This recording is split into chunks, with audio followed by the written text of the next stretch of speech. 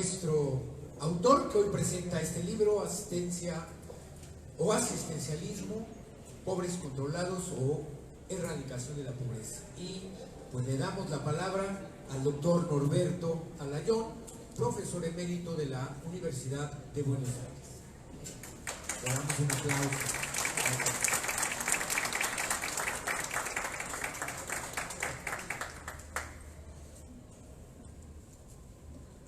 Buenos días a todas y a todos. Que me queda a mí sino agradecer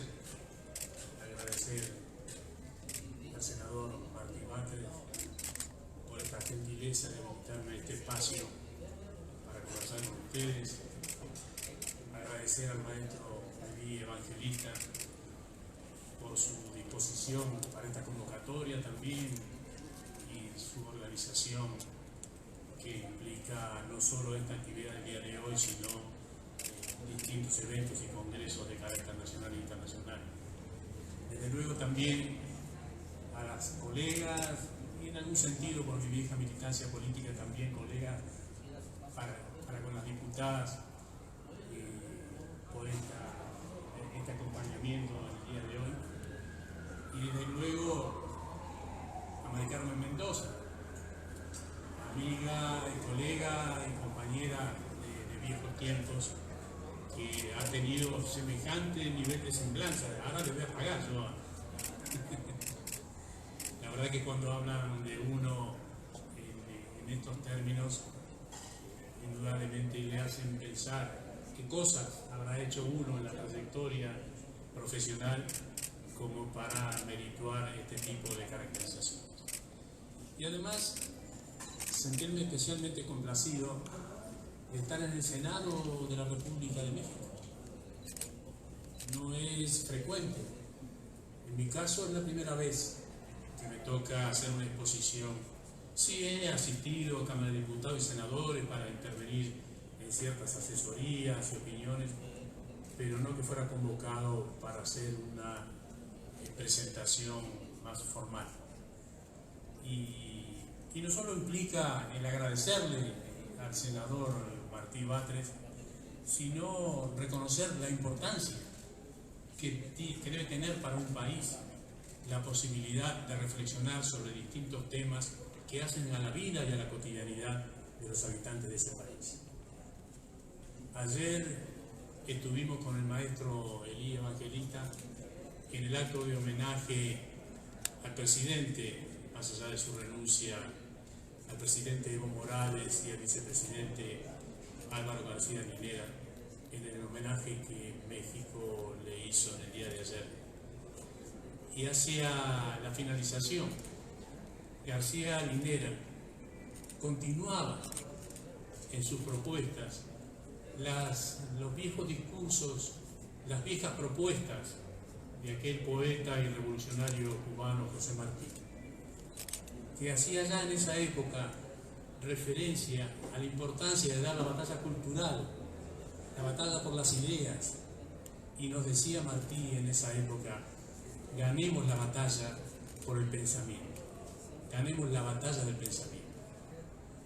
Y que el Senado de un país de la magnitud cualitativa y cuantitativa como México se disponga a pensar, y a pensar aún más, y a pensar desde el trabajo social y desde las ciencias sociales, caray, que amerita el reconocimiento y la emoción de mi parte, entendiendo esto como un aspecto central para la construcción de sociedades por lo menos diferentes a las actuales por las cuales estamos atravesando.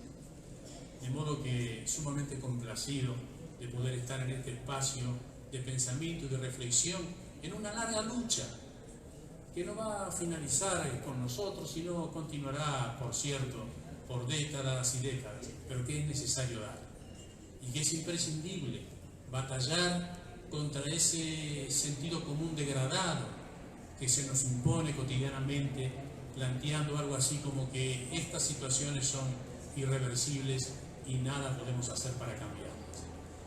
Nosotros, como trabajadores sociales y también en alguna ocasión como militantes políticos, sí creemos que las cosas se pueden cambiar. Y sí creemos que tenemos la obligación cívica de contribuir al máximo de lo posible de nuestras posibilidades personales y profesionales para alinearnos en ese sentido. ¿Y por qué este tema? ¿Por qué tendrá tanta trascendencia este tema de asistencia que está usualmente dirigido a los sectores más postergados de la sociedad? Y no es en todo caso que la predominancia del sistema capitalista en el cual nosotros estamos insertos hace de los sectores más desfavorecidos y más expoliados un proceso de estigmatización y de exclusión, hacia lo cual lo construye como algo irrelevante o innecesario. Y sin embargo nosotros decimos la importancia de discutir y de conversar sobre estos temas de la asistencia y de las políticas sociales. Miren, yo cuando comencé, y me preguntaban los amigos, ¿y por qué y cuándo? No sé ni por qué ni por qué, y cuándo comencé a trabajar estos temas, pero me hizo recapitular en el tiempo, de que estaba yo allá por los años 80, en mi exilio en Lima, Perú, donde estaba, como recordaba muy bien Mari Carmen, trabajando en el Centro Latinoamericano de Trabajo Social. Era un momento particular en las ciencias, bueno, siempre los momentos son particulares, por cierto, en las ciencias sociales latinoamericanas. Y estaba planteado sobre el eje de las políticas sociales, una suerte de cuestionamiento significativo al cual hace un rato el senador también se estaba refiriendo, donde aparecía una crítica reduccionista proveniente de determinadas posturas radicalizadas, de cierto marxismo malentendido, de cierto marxismo académico, que presentaba a las políticas sociales como algo insuficiente, como algo solo proveniente de la lógica del funcionamiento del capital y que no respondía a los intereses de los sectores más postergados de la sociedad. Y yo, que era y soy un simple trabajador social, que siempre tuve el intento de mirar los problemas sociales desde las instituciones donde trabajaba y desde la docencia, me preguntaba en ese momento, ante las críticas de estos sectores más extremadamente radicalizados en el pensamiento, digo, ¿y qué pensará la gente que tiene problemas concretos acerca de la dimensión asistencial? La gente que no accede a la alimentación, que no accede a la salud, que no accede a la educación, que no accede a la vivienda, ¿va a tener un rechazo tan frontal de las políticas sociales? ¿O dirá, por fin alguna vez alguien se ocupa de nosotros para, aunque sea, paliar parte de los problemas por los cuales estamos atravesando? Y ahí surgió mi primer artículo, que hablaba, decía, el asistencialismo en el trabajo social y en las políticas sociales. Y en rigor, sin falsa modestia, vale reconocer que fue una aportación no solo para el trabajo social, una aportación pionera, también para las ciencias sociales, porque comenzábamos una disputa conceptual con sectores, decimos nosotros, para utilizar términos más académicos, más extremadamente radicalizados, pero que también lo podemos referir a nomenclaturas más políticas, y seguramente tanto el senador como el I y muchos de ustedes podrán encontrar en la actualidad en posiciones izquierdistas o ultraizquierdistas que no entienden buena parte de lo que acontece en esta América Latina todavía no independiente. Y es que algunos son amigos también personales, más allá de las diferencias, pretendían y pretenden todavía en la actualidad intentar marxistizar América Latina sin latinoamericanizar el marxismo. Y es importante pensar nuestra América en términos latinoamericanos. Y en ese sentido, la propia aportación de un intelectual y político del fuste de García Linera nos da sustento y un aval importante. De modo que nos planteamos nosotros comenzar a discutir cuáles eran las diferencias entre lo que podría ser entendido como la asistencia y aquellas expresiones degradadas del asistencialismo que tenía otro tipo de connotaciones. Y decíamos en ese momento, en lo que comenzamos a escribir, cómo había que reivindicar la dimensión asistencial como un aspecto central para las otras funciones de organización, de promoción y de educación que son inherentes a nuestra profesión del trabajo social. Y es ahí que comenzamos a bosquejar y perfilar algunas observaciones que yo quiero de manera un poco más organizada compartir con ustedes en esta mañana y en este ámbito. Y entonces voy a, de manera más estructurada, apoyándonos en ciertos textos, desplegar algunas cuestiones de lo que he venido trabajando sobre lo asistencial, sobre el asistencialismo y su inserción específica en el campo de las políticas sociales. Y yo entiendo, supongo que ustedes probablemente también, entiendo que esta es una temática controvertida, por cierto, pero precisamente por ello es imprescindible volver a analizar su significado y sus consecuencias prácticas en el marco de los procesos y de las particularidades propias de cada uno de nuestros países en sus distintos momentos históricos. Y quisiera preguntarme en voz alta y preguntarles a ustedes en este espacio de reflexión, ¿creen ustedes que hay diferencias entre la política social de los gobiernos conservadores, reaccionarios y oligárquicos y la política social de los gobiernos populares? Yo entiendo que sí, y voy a tratar de explicar por qué entiendo que sí. Y me formulo otra pregunta. Estas diferencias ameritan ser consideradas cuidadosamente para evitar que se caiga en la creencia fácil de que todas las políticas sociales responden a los mismos intereses y tienen idéntico origen e idéntico fin. Y yo entiendo también que sí. Con frecuencia se puede observar esto que decíamos, los sectores mecánicamente radicalizados, que tienden a caracterizar con la misma rigurosidad a los gobiernos conservadores y pro-imperiales y a los gobiernos nacionales y populares, como si fueran exactamente la misma cosa. Larga batalla de carácter cultural tendremos que seguir dando para poder explicar las diferencias entre una y otra propuesta. Según estos críticos, que a mí me gusta decirle, me gusta disputar aún provocativamente, a veces decirle, y tal vez ustedes no son la izquierda somos los que recuperamos la patria grande, recuperamos las naciones inconclusas, recuperamos la necesidad de dejar de ser semicolonias y de poder interpretar los grandes aportes de las teorías mundiales, pero ajustadas a la lógica y a las particularidades de nuestra América sangrante.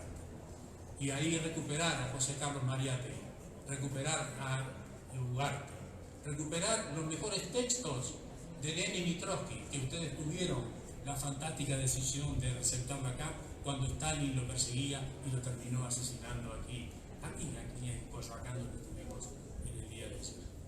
Y bueno, disculpen mi digresión desde el trabajo social hacia la política, era mi otra querencia, inconclusa, por cierto, haciendo esta referencia un poco provocadora con algunos de estos compañeros a los cuales nosotros decimos, ustedes no son necesariamente de izquierda, son ultraizquierdistas, es otra cosa. Y ya, Lenin hablaba realmente del izquierdismo como la enfermedad infantil del comunismo. Y eso se sigue dando en la actualidad, lamentablemente. Por eso, seguramente aquí muchos deben estar criticando a AMLO porque dirán que es insuficiente lo que hace AMLO. Y seguramente que será insuficiente. ¿Cómo va a ser insuficiente lo que va a hacer Alberto Fernández en la Argentina, pero las cosas se hacen en función de las posibilidades concretas. Miren, y no quisiera, en todo caso, el maestro Lee, si el tiempo se me escapa, que me rete nomás de frente. Va bien. Pero quiero traerles, para que no me digan que me dedico a la política y que he dejado el trabajo social de lado, quiero traerles una frase fantástica que yo recuerdo a menudo del gran maestro y pedagogo Pablo Freire, que él decía, para el trabajo social y para todo, decía, para poder mañana lo que hoy es imposible, tenemos que ir haciendo lo que hoy es posible. Y aquí estarán las nuevas alternativas progresistas, nacionales y populares de América Latina, que tendrán que ir haciendo conjuntamente con nosotros lo que es posible, porque el adversario y el enemigo es sumamente poderoso, y no basta con decir hay que eliminarlo, hay que luchar contra el imperio como tal. Habrá que analizar la correlación de fuerza objetiva y la fuerza concreta que nosotros podamos tener para poder cumplir ese objetivo. Sabemos que los nuestros no son países definitivamente independientes. Los nuestros son semicolonias. Pero bueno, volvamos a esto. Volvamos a la política social, volvamos a la Academia del Trabajo Social, para que no me reten los amigos. Entonces decíamos, según tales críticos, para redondear este posicionamiento, ambos son en definitiva gobiernos reaccionarios en esta confusión de esa caracterización radicalizada. Y decían, uno supuestamente por oligarca y el otro por burgués. Y creo que aquí radican las dificultades que impiden comprender en su total y contradictoria magnitud la problemática de las políticas sociales.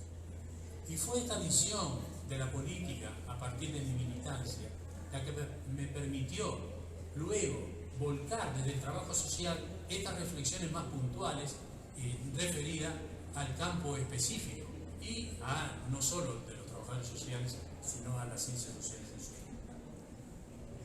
Cuando irrumpen los movimientos nacionales y populares, aumentan las políticas de bienestar social. No es necesario ir a las grandes universidades del llamado mundo desarrollado para darse cuenta de eso.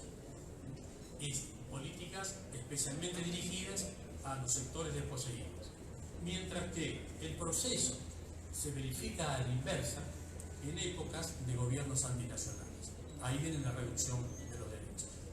Y permítanme recordarles, y hace un rato también lo mencionaba el senador Martín, me hizo acordar a un proceso sumamente importante de la década de los 50 en la Argentina, a través de una líder muy importante como fue Eva Perón, la mujer de Juan Domingo Perón, que había creado una fundación Eva Perón para colisionar con la vieja sociedad de beneficencia, de las llamadas damas de beneficencia en la Argentina. Y ella inauguró una propuesta significativa que en la actualidad es mucho más afín y es usualmente comprendida por buena parte de nosotros. Y decía, donde hay una necesidad, hay un derecho. Caray, dicho esto en los 50, un derecho conculcado, un derecho suprimido. Donde hay una persona que tiene la necesidad de comer, es porque hay un derecho suprimido al derecho humano básico a poder comer, alimentarse, a la salud, etc. Y decimos entonces, para continuar un poco con ustedes, con los interrogantes, las políticas sociales aletargan y adormecen a los sectores populares en su nivel de organización y en el planteo de reivindicaciones más profundas. Sigamos con las preguntas. Los servicios recibidos desmovilizan y paralizan a los explotados, o bien por el contrario, las políticas sociales exacerban la comprensión y las expectativas de los oprimidos en pos de mejores y mayores reivindicaciones. Los servicios recibidos estimulan e impulsan a los desposeídos hacia otras acciones por nuevas conquistas. Y desde otro ángulo, son lo mismo las políticas asistenciales y las políticas asistencialistas. Y una última de esta parte pregunta: ¿todas las acciones asistenciales merecen ser tachadas de asistencialistas y demagógicas? Tal vez convenga efectuar algunas precisiones sobre el asistencialismo, destacando claramente que el asistencialismo no es una excrescencia del trabajo social, sino es una excrescencia del sistema social imperante. Muchas veces los trabajadores sociales creíamos que eso era un problema nuestro y había que explicar claramente: no, es una excrescencia del sistema social en el cual nosotros estamos insertos, que genera y construye la pobreza y la exclusión y después reparte algunas migajas en la línea del disciplinamiento y del control social. De modo que eso no es algo que para los trabajadores sociales o los cientistas sociales en su totalidad nos tenga que avergonzar, sino que entender que es una excrescencia propia del sistema social imperante que todos ustedes saben que se llama capitalismo. Y ahí yo menciono que es la orientación ideológico-política de la práctica asistencial lo que determina si es asistencialista o no. Por ejemplo, si se cree que la mera implementación de algunas actividades de bienestar social, sin apuntar a la erradicación de las causas profundas del atraso y la dependencia, si se cree que eso es la fórmula, entre comillas, y la panacea para solucionar los problemas sociales, estaremos en ese caso sin duda inmersos en el cretinismo del asistencialismo. Y esta es la típica política social de los sectores conservadores dominantes. Perdón.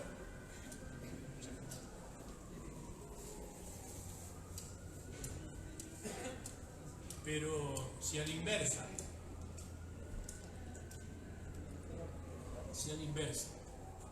la actividad asistencial es asumida como un derecho inalienable del pueblo explotado, interpretada en la perspectiva de la igualdad y de la justicia social, y a la par se obra en contra de las grandes causas generadoras de la miseria y la exclusión. Obviamente, en este segundo caso, no debiera hablarse de asistencialismo. Y este tipo de política social, de opuesta orientación a la anterior, es característico ¿de quién?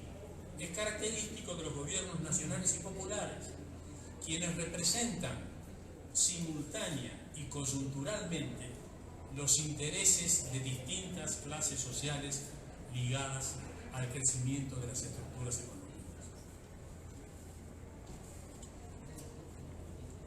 Y es de ahí que surgió y aún permanece esta enorme dificultad de algunos sectores políticos de no poder comprender la intrínseca relación y absolutamente inseparable entre la necesidad de la lucha por la liberación nacional conjuntamente con la liberación social.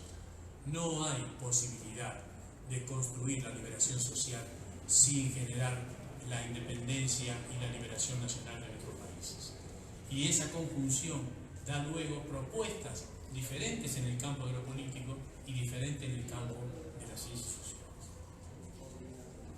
Y decimos que a la vez que la práctica asistencial no resuelva por sí misma, como es sabido, no resuelva los problemas estructurales y de fondo de nuestros pueblos, eso no debe impedir que la misma se concretice en respuesta a necesidades tangibles, articulándose con reivindicaciones mayores.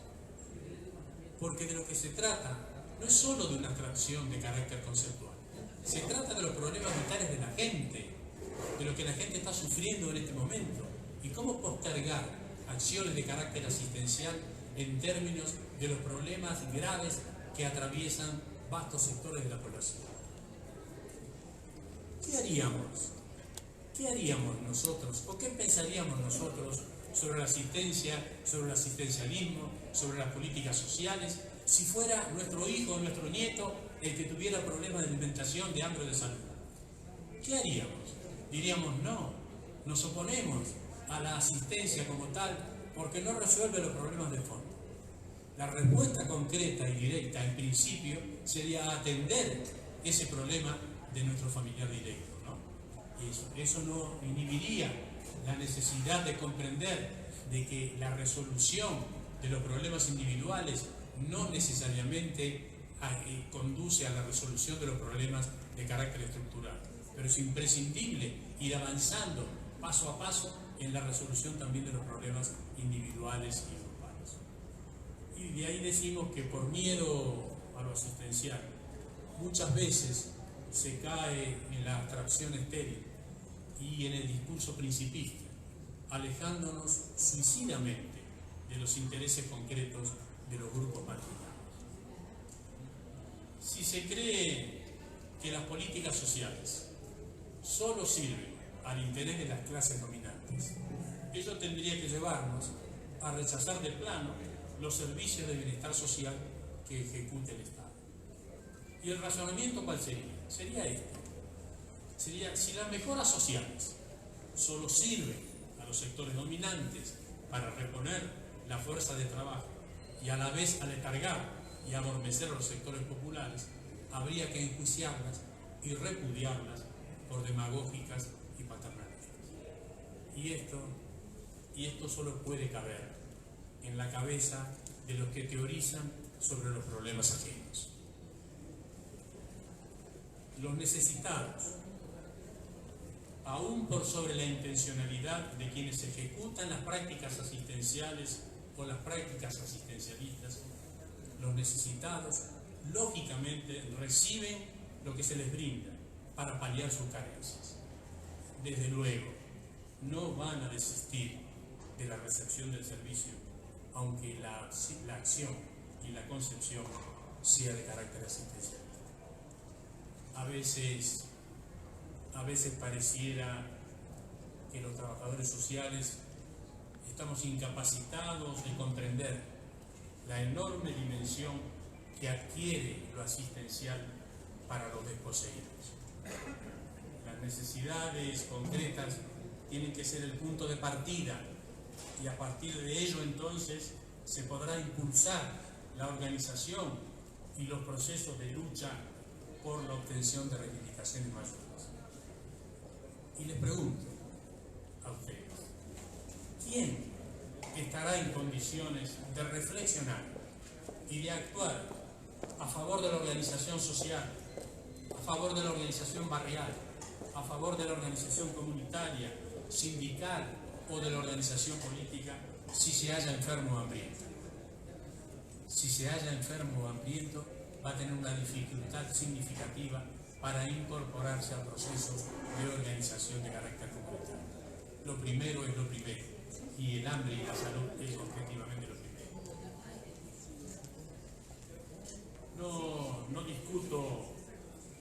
No discuto, por supuesto, que al interior de los grupos dominantes, como se mencionaba hace un rato, no exista la intención de morigerar, de desmovilizar, de amortiguar, de detener el nivel de reivindicación de los sectores populares. Pero es la lucha continua, aún con vacilaciones y retrocesos, es la lucha continua de estos sectores la que interviene también en la concreción de los nuevos beneficios. De modo entonces, de lo que se trata es de capitalizar y profundizar las conquistas sociales. Y decimos, recibir lo que se necesita, aunque parezca como paliativo y benéfico, y estar preparado para seguir adelante. Y decimos, reclamar, recibir, reclamar, y así sucesivamente en una frecuencia permanente y sin interrupciones. Y esto, tal vez implícitamente formulada a los efectos de esta conversación, deberá estar correlacionada con las condiciones objetivas de los diversos procesos, de sus particularidades y del momento histórico y lugar en que se produce.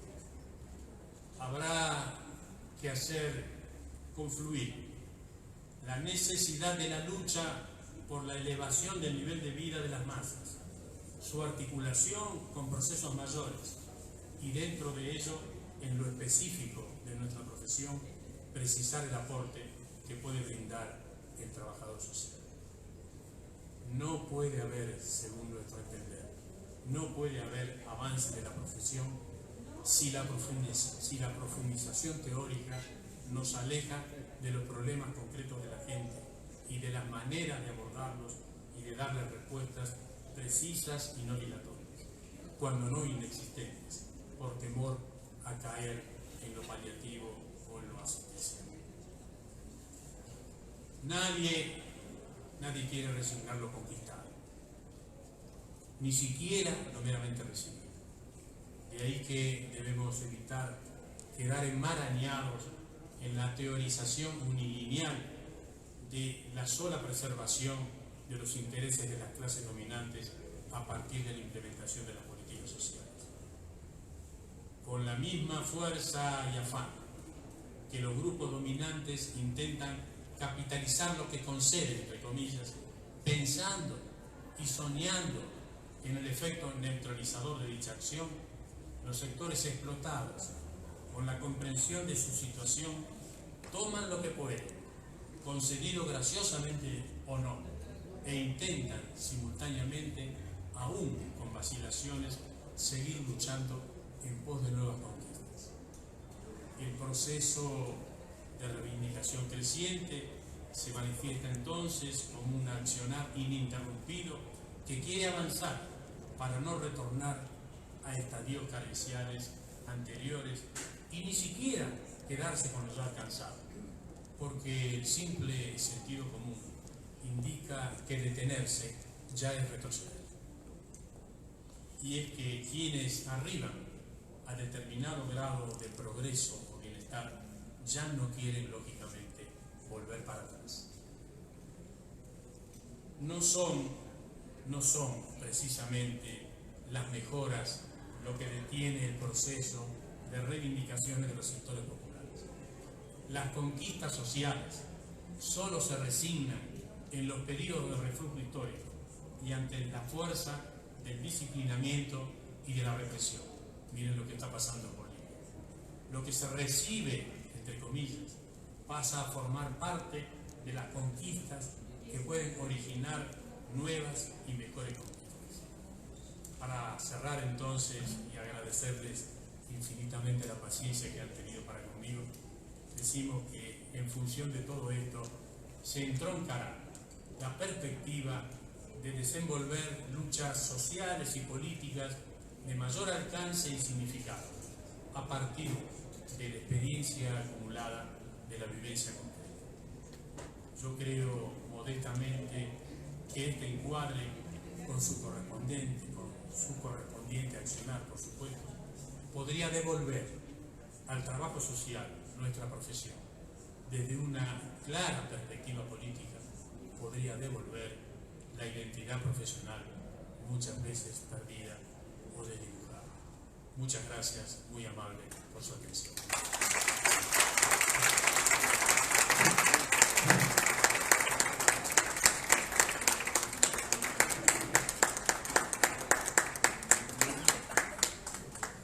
Muchas gracias. Agradecemos mucho la participación tan profunda, pero también tan propositiva, tan proyectiva, pero tan retrospectiva que nos hace el doctor Alayón.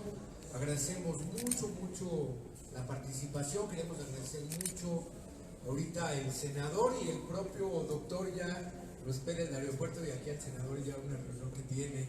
Así que vamos a agradecer mucho, queremos agradecer mucho a nuestra querida diputada y colega Betty López. Muchas gracias por participar. Un aplauso a nuestra querida amiga también, muy cercana al trabajo social, Rocío Villarauz, diputada federal. Muchas gracias.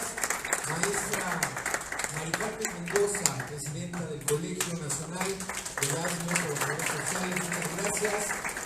A el senador Martí Batres por todas las facilidades y los apoyos para seguir haciendo actividades con el trabajo social y especialmente aquí al doctor Norberto Alayón.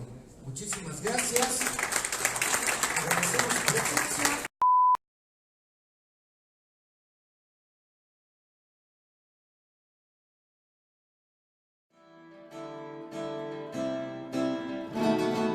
Si te gusta mi contenido, sígueme en mis redes sociales: Facebook, Instagram, YouTube y radio por internet.